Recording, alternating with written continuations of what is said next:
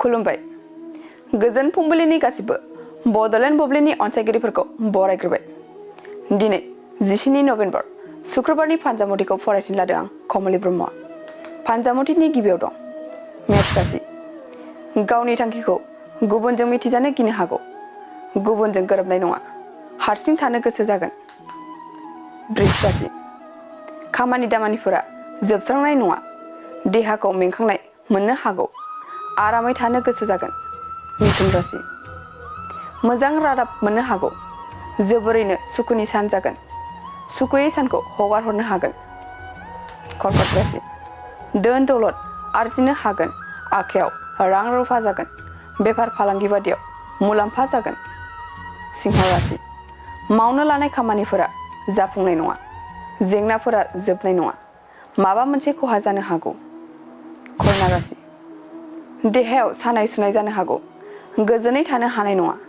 असान्थियैनो साना बारलांगोन तुला राशि रंजा बाजा समखौ हगार हरनो हागोन गोजोन सुखु फैगोन मोजां रादाब मोननो हागौ वृश्चिक राशि मानिबा जाहोनाव सोरबा सुथुर जानो हागौ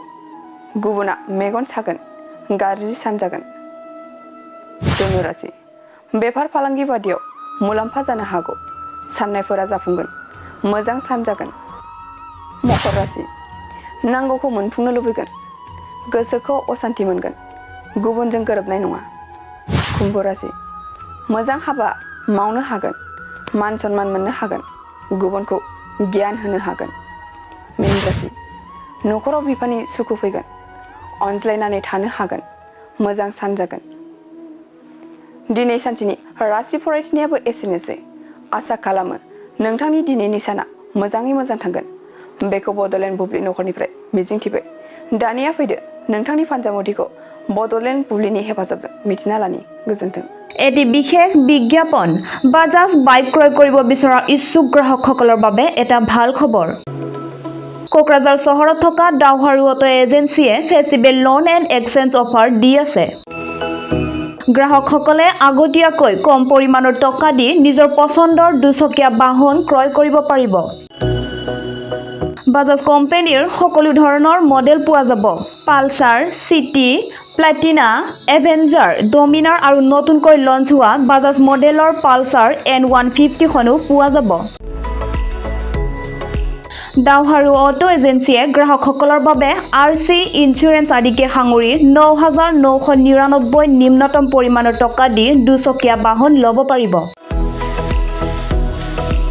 কোকৰাঝাৰ চহৰত থকা ডাউহাৰু অটো এজেন্সিৰ লগত শ্বৰুম কাৰিগাঁও ফেষ্টিভ আউটলেট আৰু দতমা ফেষ্টিভ আউটলেট আৰু ভটগাঁও ফেষ্টিভ আউটলেট ব্ৰাঞ্চ শ্বৰুমত আহি আপোনাৰ পছন্দৰ বাজাজ বাইক ল'ব পাৰিব ডাউহাৰু অটো এজেন্সি শ্বৰুমে ভাল অফাৰ গ্ৰাহকসকলৰ বাবে আনিছে তাৰে ভিতৰত 5 লিটাৰ পেট্ৰল ফ্ৰী দুটা হেলমেট ফ্ৰী ফ্ৰী এচিয়ৰ্ড গিফ্ট প্ৰদান কৰা হ'ব আৰু এক্সচেঞ্জ সুবিধাও এভেইলেবল আছে অধিক জানিবৰ বাবে 6000399187 আৰু 8822018193 ত যোগাযোগ কৰক